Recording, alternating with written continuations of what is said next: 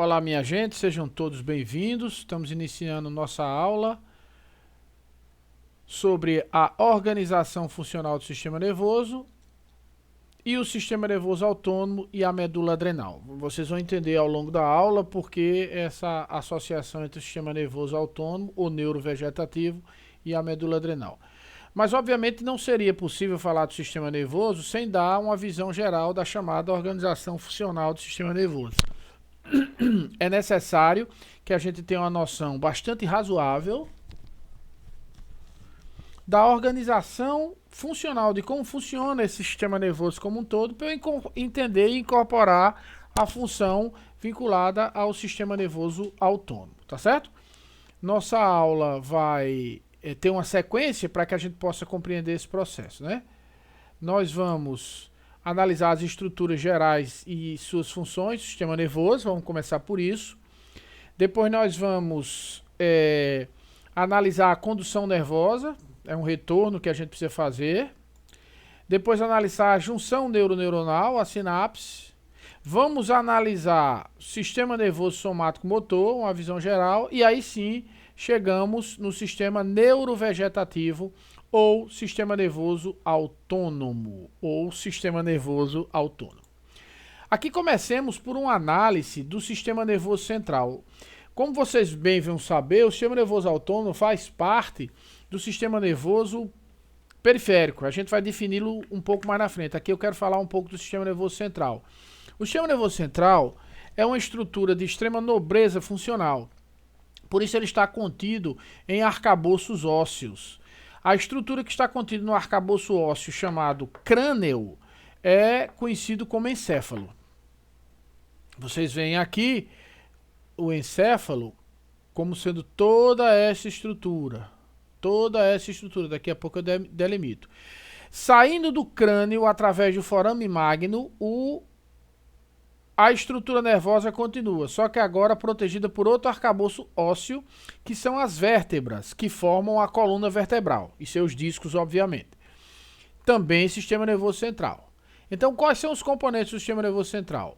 Encéfalo e medula espinal, ou espinhal, como queira. Medula espinal e encéfalo. Medula espinal está dividida em vários setores. Via de regra, ou de forma geral, você vai observar, eu dividi em três estruturas o encéfalo. Dividimos o sistema nervoso central.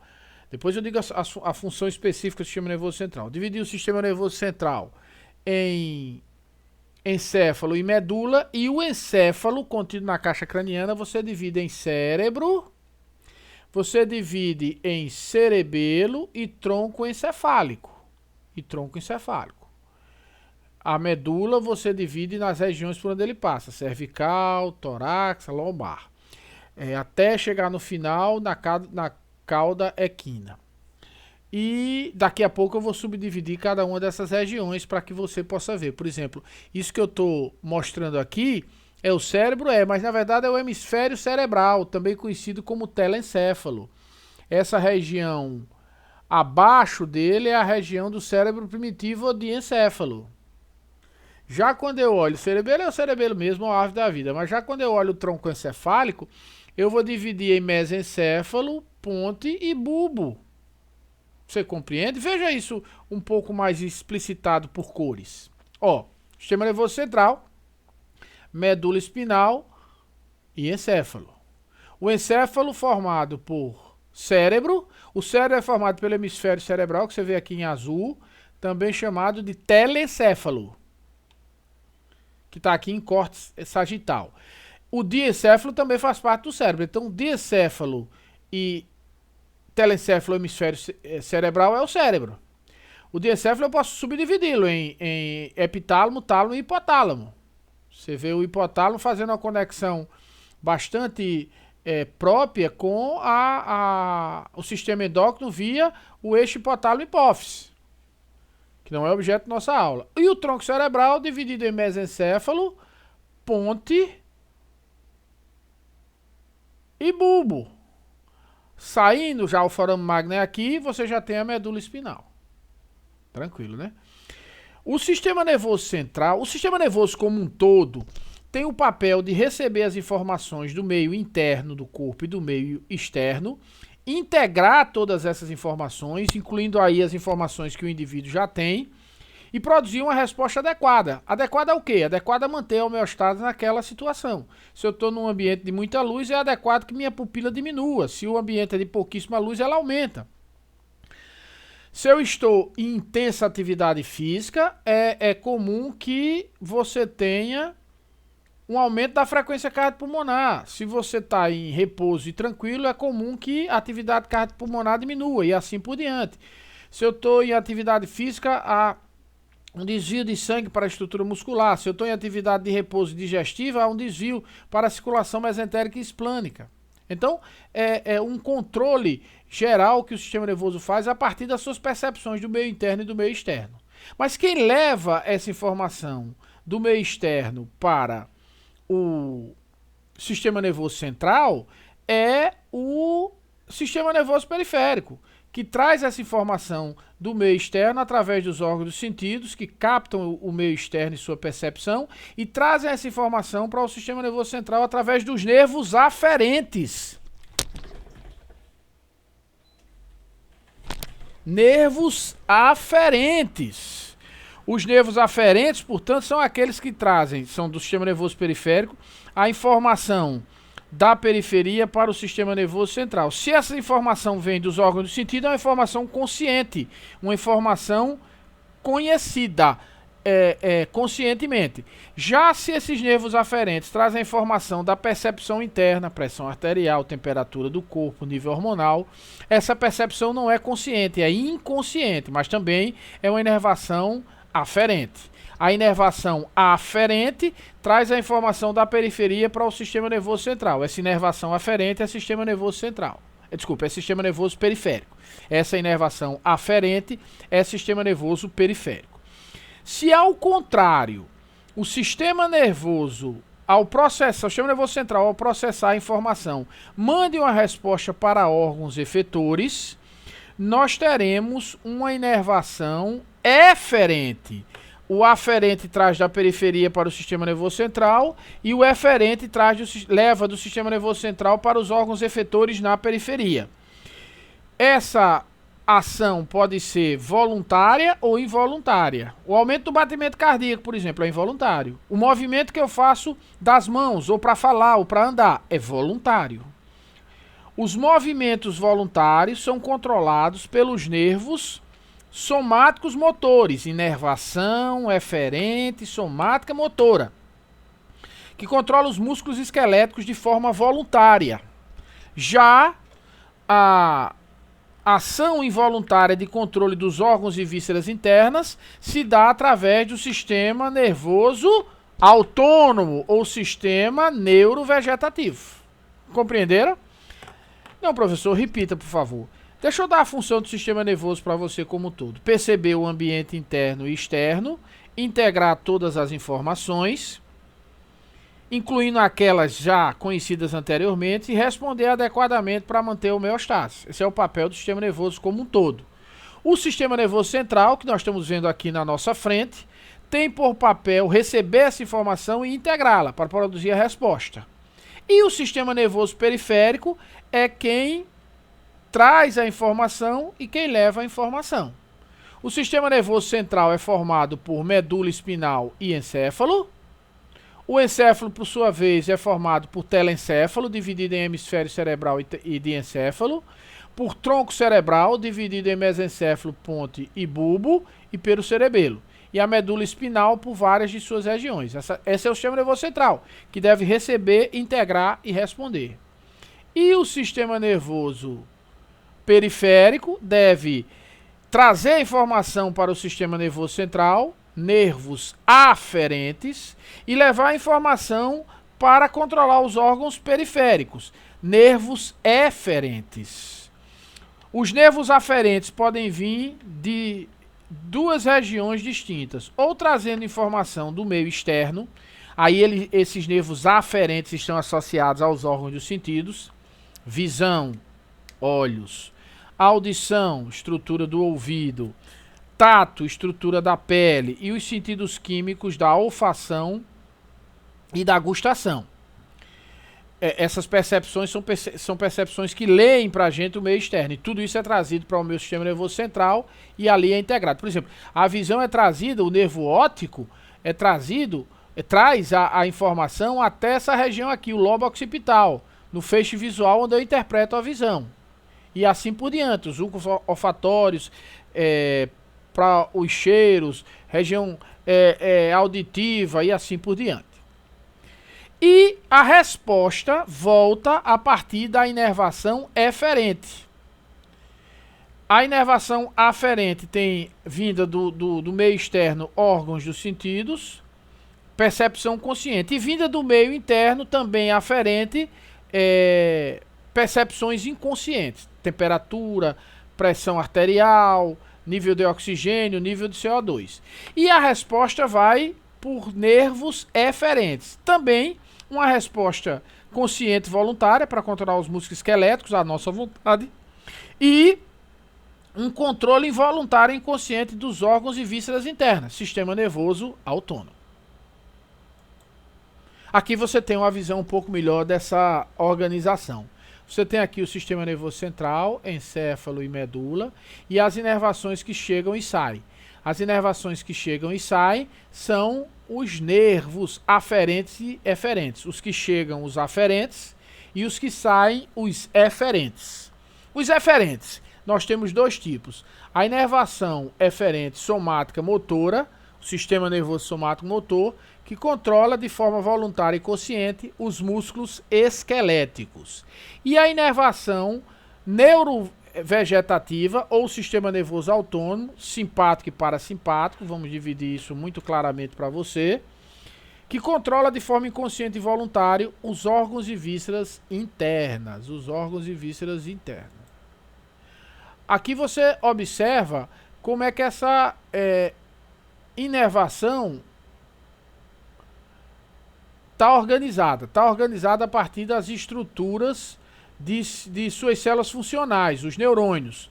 Você vê aqui um neurônio motor, poderia ser qualquer tipo de neurônio, mas só para ilustrar. Você tem a região dos dendritos, você tem a região do corpo celular, a região. Então no slide anterior a gente viu que os nervos podem ser aferente ou eferente. Aqui a gente está vendo como é que os nervos se compõem. Os nervos se compõem a partir de sua estrutura celular, os neurônios. Você tem aqui o neurônio composto de dendritos, que recebem o impulso. Você veja que o impulso pode ser entregue também ao soma ou até o axônio. Você tem o corpo celular, que é a sede da célula nervosa, a sede do neurônio. E você tem o prolongamento que conduz a informação, que é chamado de axônio. Esse axônio, como você vê aqui, ó, é envolto em bainha de mielina. Ó. Aqui você tem um aumento disso. A bainha de mielina e o espaço sem mielina, que é onde acontece o potencial de ação, por troca iônica de sódio e potássio. E aqui você observa a bainha de mielina em corte. Isso aqui é o núcleo da célula de Schwann, porque esse neurônio é periférico e os neurônios periféricos são mielinizados pela célula de Schwann. Se fosse um neurônio do cérebro, se fosse um neurônio do sistema nervoso central, as células que estariam aqui seriam, e a organização é obviamente diferente, seriam os oligodendrócitos. E você ainda tem a saber que esse axônio, que eu chamo de axônio aqui na célula nervosa, no nervo eu devo chamar de fibra nervosa. Então o axônio, sua bainha de mielina e uma estrutura de revestimento chamado endoneuro forma a fibra nervosa. Tudo certo, né? E eu ainda tenho que lembrar que um neurônio se comunica com outro através da sinapse, que nós vamos estudar daqui a pouco. Então a porção terminal de um neurônio libera neurotransmissores para excitar ou inibir outro neurônio. Essa junção é a sinapse. Nós vamos ainda analisar a organização do neurônio e seu axônio para a fibra. E vamos ainda analisar a estrutura da sinapse. Ó, aqui, minha gente, você veja, ali, vou voltar para que você possa olhar. Ó, aqui você tem o axônio. Mas na verdade o axônio, como eu disse, é a fibra nervosa. Aqui você vai encontrar novamente o axônio. Tá aqui, ó. Isso é o axônio. e ele está envolto aqui em roxo pela sua bainha de mielina. E a bainha de mielina está envolta numa estrutura de tecido conjuntivo chamado endoneuro. Isso forma, como você vê aqui, ó, cada uma dessas aqui é uma fibra nervosa. Então o axônio vai levar o impulso até uma determinada região. Pode ser um órgão efetor, pode ser um gânglio. Depende se for voluntário ou involuntário, se for consciente ou inconsciente a ação. E você veja que as fibras, elas não ficam isoladas. Elas ficam envoltas por uma estrutura chamada perineuro, formando o que é chamado de fascículo. O nome mais comum não é fascículo, o nome mais comum é feixe. É um feixe de fibra ou fascículo. E que vários fascículos, o autor aqui desenhou 3, mas são vários, os vários fascículos se juntam para formar um nervo, que está envolto por esse tecido conjuntivo aqui, que é o epineuro. Dentro você encontra os feixes, dentro você encontra vênulas, arteríolas ou arteríolas, vênus, gordura, mais tecido conjuntivo. Ó a micrografia disso aqui, ó. Isso aqui é um feixe, ó. E cada estrutura dessa que eu estou marcando aqui, ó, é uma fibra. Isso daqui que você está vendo é um vaso linfático. Isso daqui é uma arteríola. Isso daqui é uma vênula, outro linfático e assim por diante. Tudo certo em relação à fibra nervosa, né, minha gente? Isso tudo vai servir para a gente fazer as nossas análises.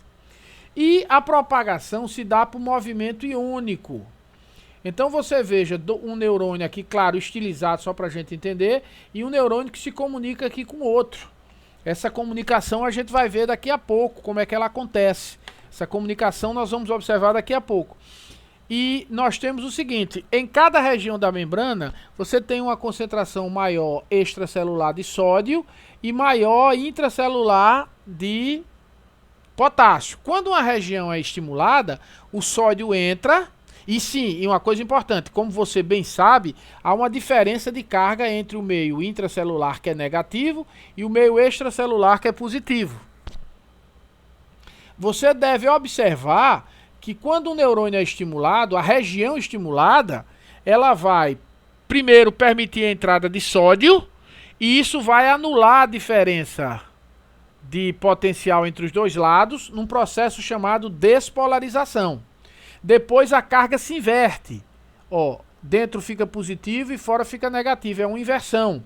Então eu tenho a despolarização e a inversão por entrada de sódio. No instante seguinte, na mesma região que o sódio entrou, o potássio sai. Para quê? Para repolarizar, ó. Para deixar o meio extracelular novamente positivo e o intracelular novamente negativo. Ele refaz o processo anterior. E aí, professor, o que é que adianta? Adianta que esses dois processos, entrada de sódio, saída de potássio, entrada de sódio, saída de potássio, despolarização e inversão pela entrada de sódio, repolarização pela saída de potássio, provocou o estímulo da região vizinha. Oxente, professor, e a região vizinha vai fazer o quê? A região vizinha vai permitir a entrada de sódio para despolarizar e inverter. Despolarizar é zerar a carga, inverter é deixar dentro positivo e fora negativo. E depois o potássio vai sair repolarizando. E daí, professor? E daí que eu vou estimular a próxima região. E assim subsequentemente até chegar na porção terminal. Se a fibra, como é extremamente mais comum, a grande maioria das fibras são mielinizadas, as trocas iônicas que eu expliquei aqui para vocês só vão acontecer nas regiões semielinas. Professor, como é o nome das regiões semielinas? Nós ou nodos de Ranvier. Nó ou nodo de Ranvier. Nós ou nodos de Ranvier. Então a troca só acontece nos nós de Ranvier, por isso nós dizemos que a condução nervosa é saltatória. Isso dá mais velocidade e mais economia para a função de propagação do impulso nervoso. Tranquilo demais, né, minha gente? Tranquilo demais. Agora, quando eu chego numa terminação dessa, vou voltar para você ver. Se eu imaginar essa estrutura aqui terminal, ó, é uma sinapse, uma junção de um neurônio pré com um neurônio pós. Veja aqui, ó, o neurônio pré. Quando o impulso vem, professor, como é que o impulso vem? Entra sódio, despolariza, inverte, sai potássio, repolariza. O impulso vem, passa por aqui e vai embora. Mas ao passar por aqui, na terminação pré-sináptica, permite a entrada de cálcio. É um novo íon, cálcio.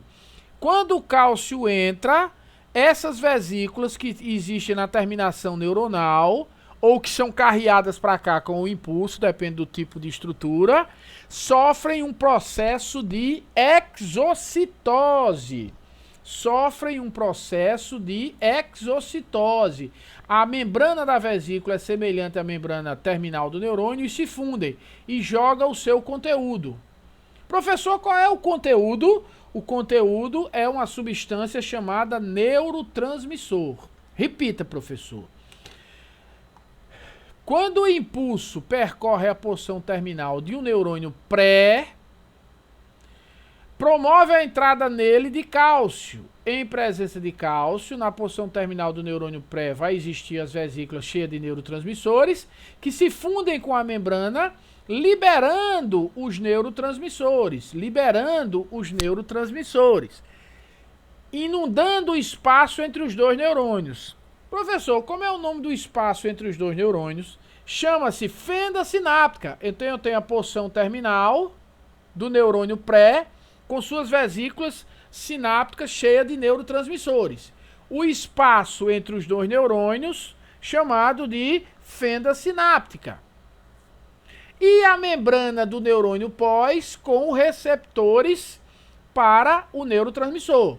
Se o neurotransmissor aqui é acetilcolina, o receptor aqui é para acetilcolina. Se o neurotransmissor aqui é dopamina, o receptor aqui é para dopamina. Se o neurotransmissor aqui é melatonina, o receptor é receptor de melatonina. Se o neurotransmissor aqui é adrenalina, o receptor aqui é de adrenalina. Se o neurotransmissor aqui são piramidezinhas roxas, aqui é receptor para piramidezinhas roxas.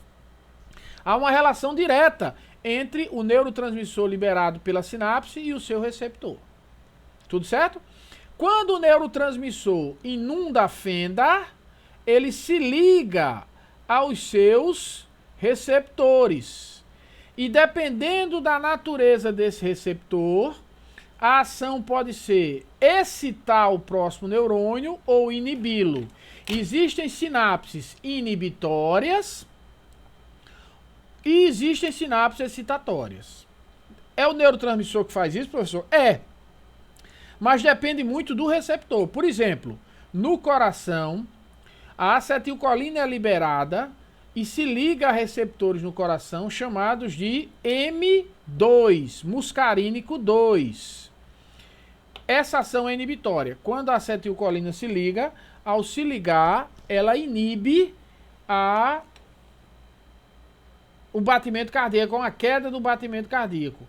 Então é uma ação inibitória. A mesma acetilcolina, quando liberada para receptores muscarínicos do tipo 3 na estrutura muscular dos intestinos, tem uma ação excitatória, aumenta os movimentos peristálticos. Então depende da natureza do receptor.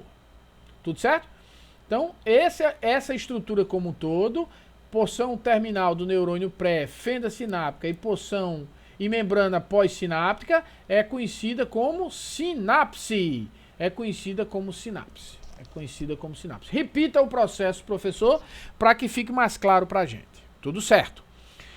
O potencial de ação percorre a porção terminal de um neurônio pré, levando à abertura de canais de cálcio e o cálcio entra.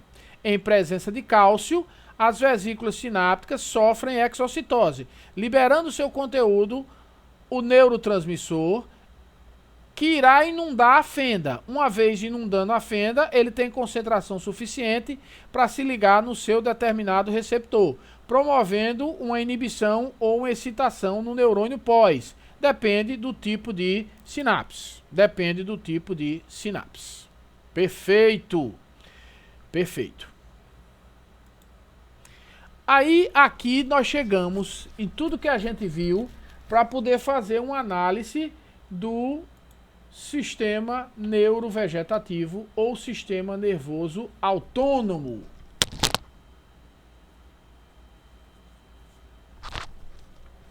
Muito bem, minha gente. Então, eu vou representar ao longo da explicação do sistema nervoso autônomo por um neurônio as estruturas, ou a partir de um neurônio. Você deve lembrar que aqui no sistema nervoso central, SNC, sistema nervoso central, eu não vou ter só um corpo celular e seus dendritos, não. Eu vou ter milhares. Isso quer dizer que eu não vou ter só um axônio, não. Eu vou ter milhares. E se eu chamo isso aqui de dendrito e corpo celular, eu chamo a estrutura celular que se continua a ele de axônio. Mas se eu estou pensando nisso aqui como uma região do sistema nervoso central, essas estruturas, o corpo celular e seus dendritos, eu vou chamar de pericários. Os pericários, de onde saem as fibras. E obviamente você está vendo uma só porque é um modelo demonstrativo, mas existem milhares. E claro que no gânglio autonômico não existe apenas um pericário, existem milhares, porque milhares de fibras estão chegando. E dele partem também milhares de fibras, mas fica muito mais fácil a gente estudar observando em uma, fica mais claro. Então o sistema nervoso autônomo vai estar organizado em neurônio ou nervo, uma vez que eu sei que esse neurônio compõe o nervo pré-ganglionar, o gânglio autonômico, que pode ser simpático ou parasimpático, e neurônio ou nervo pós-ganglionar, que irá inervar um determinado tecido alvo ou órgão efetor. Todos entenderam? Então, o sistema nervoso autônomo, sua inervação parte do sistema nervoso central, inervação pré-ganglionar, liberando o neurotransmissor no gânglio autonômico, que pode ser simpático ou parasimpático, que se liga no seu receptor, isso é uma sinapse, promovendo um potencial de ação no neurônio pós-ganglionar, cujo impulso percorre o seu axônio, a fibra nervosa, fazendo ele liberar seu neurotransmissor para atuar sobre o tecido alvo, sobre o órgão efetor. Tranquilo demais, né, minha gente? Essa ação vai controlar diversas funções e partirá esse controle de diversas regiões. Aqui é só um exemplo para que você possa ver. Por exemplo, o controle da temperatura. Veja a região hipotalâmica, o controle do comportamento alimentar, região hipotalâmica, controle da pressão sanguínea, bulbo, controle respiratório, bulbo, controle da bexiga, ponte e assim por diante. E assim por diante. Essas estruturas são estruturas nervosas, sede do controle dessas funções, mas essas funções serão controladas por inervação autonômica,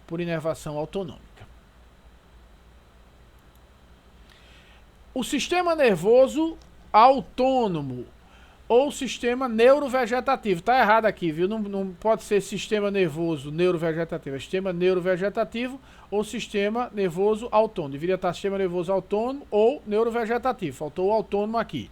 Lembre-se disso.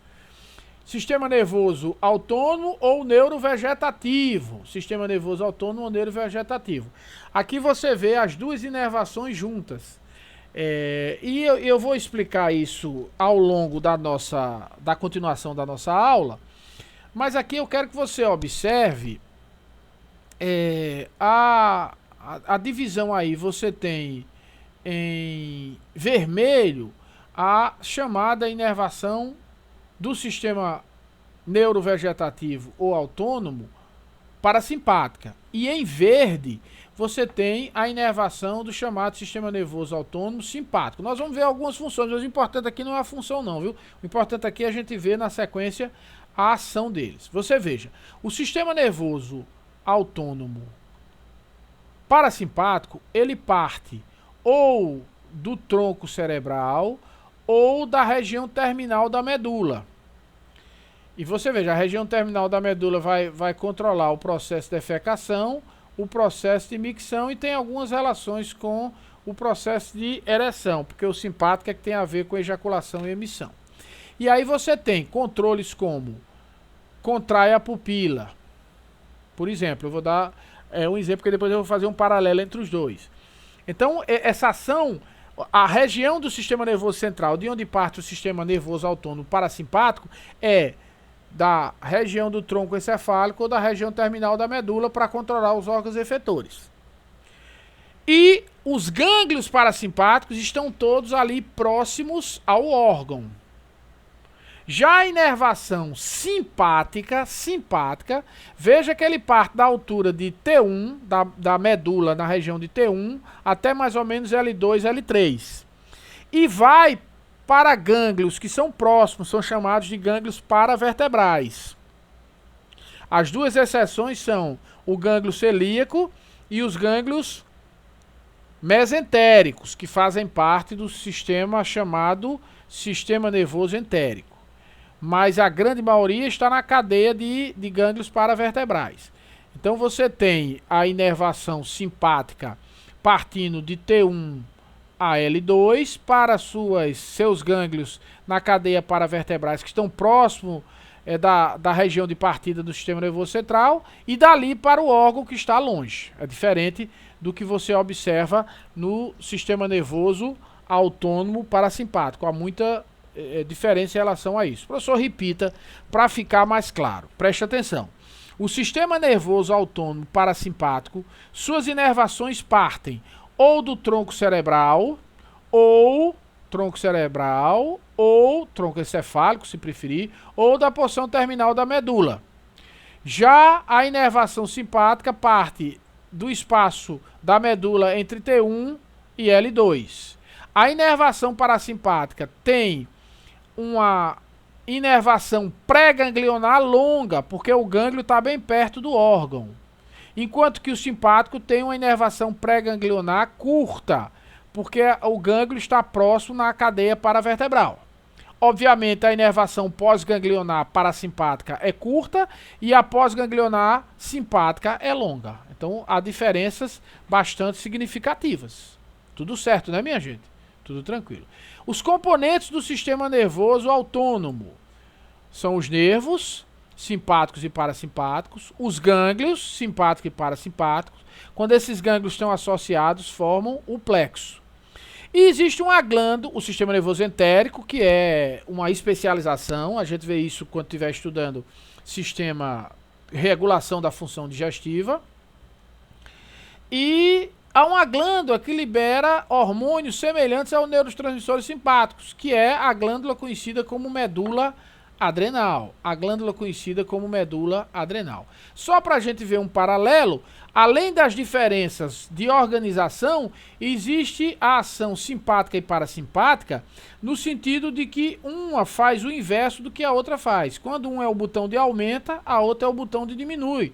Quando um é o botão de diminui, a outra é o botão de aumenta. Por exemplo, o parasimpático contrai a pupila, o simpático dilata. O parasimpático estimula o fluxo de saliva, o simpático inibe. O parasimpático contrai os brônquios, broncoconstricção, broncodilatação para o simpático. Redução do batimento cardíaco para o parasimpático, aumento do batimento cardíaco para o simpático e assim por diante. Tudo certo? Tudo certo. Veja aqui a ação da inervação simpática, só para você ter uma ideia, a gente vê um pouquinho função por função. Essa ação simpática, você tem, partindo da altura de T1 a L1 ou L2, para a inervação dos gânglios para vertebrais, excetuando o gânglio celíaco e o mesentérico. Essas são as exceções que estão fora da cadeia paravertebral. Mas o simpático tem uma parte de T1 do sistema nervoso central de T1 a L2 para uma inervação pré-ganglionar curta e uma inervação pós-ganglionar longa. Uma inervação pré-ganglionar curta e inervação pós-ganglionar longa. Já a inervação simpática, parasimpática, parte muito a partir do nervo vago, veja como ela se ramifica pela estrutura dos órgãos e vísceras, parte do tronco cerebral ou da medula sacral. E veja onde estão os gânglios. Os gânglios estão lá no órgão. Então tem uma inervação pré-ganglionar longa e uma inervação pós-ganglionar curta. Uma inervação pré-ganglionar longa e uma inervação pós-ganglionar curta. A ação simpática está muito afeita à resposta luto-fuga e à ação. E a ação parasimpática está muito afeita a aumentar o processo de ação digestiva e descanso e repouso. Ó, aqui nós vamos analisar as vias motoras e as vias autonômicas. Aqui a gente vai olhar com calma, um por um, para a gente entender o processo como um todo. Então preste atenção e vamos analisar. Primeiro, a primeira diferença que eu faço é que o controle das ações voluntárias e involuntárias se dá a partir dos nervos eferentes. Então o sistema nervoso central vai receber a informação que vem dos nervos aferentes, vai integrar e vai produzir uma resposta. O sistema nervoso central tem duas possibilidades de resposta, ou consciente ou inconsciente, ou voluntária ou involuntária. A resposta voluntária com V, é via do sistema nervoso somático motor, a via motora somática. Tá aqui. E a resposta para o controle de órgãos e vísceras internas de forma involuntária e inconsciente é através das chamadas vias autonômicas, que é o nosso interesse maior aqui, que a gente vai estudar daqui a pouco. Então, essas vias eferentes têm que partir do sistema nervoso central. Então, a gente vai primeiro ver de onde parte e vai ver como é que se dá a passagem do impulso até chegar no órgão efetor, qual neurotransmissor é liberado e qual o receptor. Primeiro com a via somática motora, depois com a via autonômica. Vamos lá. Sistema nervoso central. A via somática motora parte do sistema nervoso central de algumas regiões, depende do tipo de movimento, chamada de regiões geradoras do movimento. É uma inervação que é direta, ela parte direta para o órgão efetor e o seu órgão efetor sempre são os músculos esqueléticos. Na porção terminal do neurônio eferente somático motor, o neurotransmissor liberado é a acetilcolina. E o receptor que recebe essa acetilcolina no músculo é um receptor chamado de nicotínico 2. A ligação provoca a contração muscular. Tranquilo, a gente estuda isso em maior detalhe quando estiver estudando sistema locomotor, obviamente. E a via autonômica, eu tenho a via parasimpática, a via simpática e a via da medula adrenal. Vamos estudar um por cada vez. Primeiro vamos começar, se lembre, eu tenho os neurônios ou nervos eferentes dividido em via somática motora de controle voluntário e consciente e a via autonômica de controle voluntário e consciente. Aqui a somática motora controla os músculos esqueléticos, aqui a autonômica controla órgãos e vísceras internas, a gente vai ver quando chegar na ação de controle. Vamos lá. Nas vias autonômicas começo pela simpática. A inervação começo pela parasimpática. A inervação parasimpática parte do sistema nervoso central a partir de duas localizações, do tronco cerebral ou da medula na sua porção terminal. Você vai ter uma inervação pré-ganglionar longa que irá liberar acetilcolina para um receptor no gânglio parasimpático do tipo N1 ou nicotínico 1. Ao se ligar a acetilcolina ao receptor N1, provoca um potencial que irá se propagar pela inervação pós-ganglionar parasimpática, que é curta, que vai liberar para o órgão efetor. Quem é que pode ser o órgão efetor, professor? Pode ser músculo liso ou cardíaco. Musculatura lisa envolve a ação de movimento peristáltico intestinal, nas vias sexuais, movimento do batimento cardíaco, aqui no músculo cardíaco, glândulas endócrinas e exócrinas também, parte do tecido adiposo, tudo isso aqui está sendo controlado por esse mecanismo. A acetilcolina se liga a receptores do tipo muscarínicos. Pode ser muscarínico 1, 2 ou 3. O 3 está na musculatura lisa, o 2 está na musculatura cardíaca e o 1 está nos demais órgãos efetores, Então esse é o controle da via parasimpática. Repita, professor, por favor. Pois não. A via parasimpática parte da medula, do tronco encefálico ou da porção terminal da medula para uma inervação pré-ganglionar longa que libera acetilcolina para receptores do tipo nicotínico 1. Para excitar uma inervação pós-ganglionar curta, que libera também acetilcolina para se ligar a receptores muscarínicos do tipo 1, 2 ou 3. 3 músculo liso, 2 músculo cardíaco e 1 os demais que não músculo liso e músculo cardíaco. Essa é a ação parasimpática. Já a via autonômica simpática tem uma inervação, parte da altura da medula espinal de T1 a L2, tem uma inervação pré-ganglionar curta, liberando para os gânglios acetilcolina, de novo, para receptores também nicotínico 1 e para uma inervação pós-ganglionar longa. Essa inervação pós-ganglionar longa libera na sua porção terminal um conjunto de neurotransmissores chamados de catecolaminas,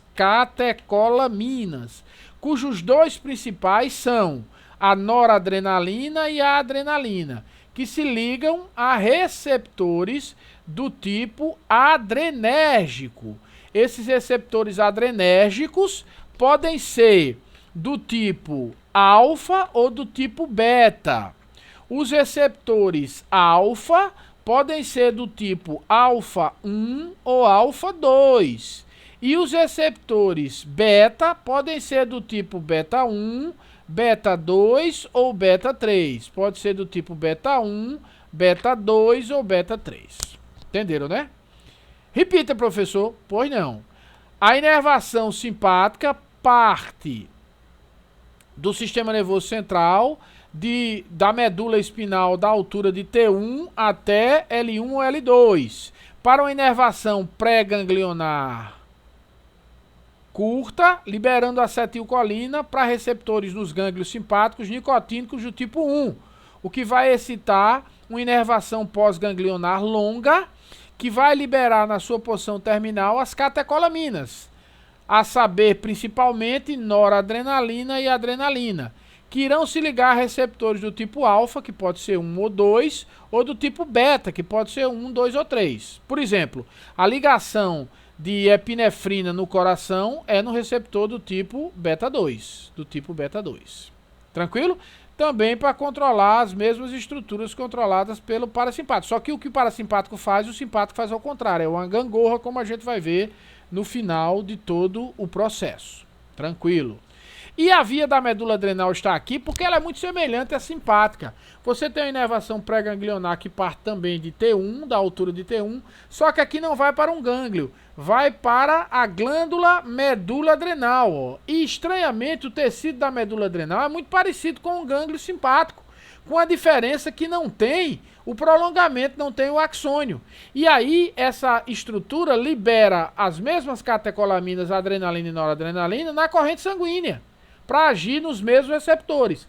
Se aqui eu libero numa terminação nervosa, eu chamo de neurotransmissor, a noradrenalina e a adrenalina.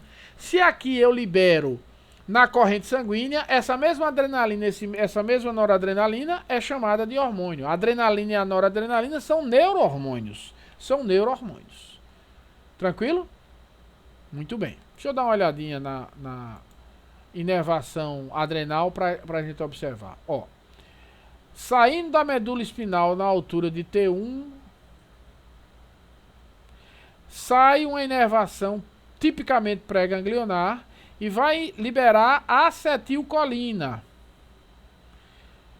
que vai ser recebido por receptores do tipo nicotínico 1 nas células da glândula medula adrenal, células muito parecidas com pericários do sistema nervoso autônomo simpático. E essas células irão liberar na corrente sanguínea as catecolaminas, adrenalina e noradrenalina.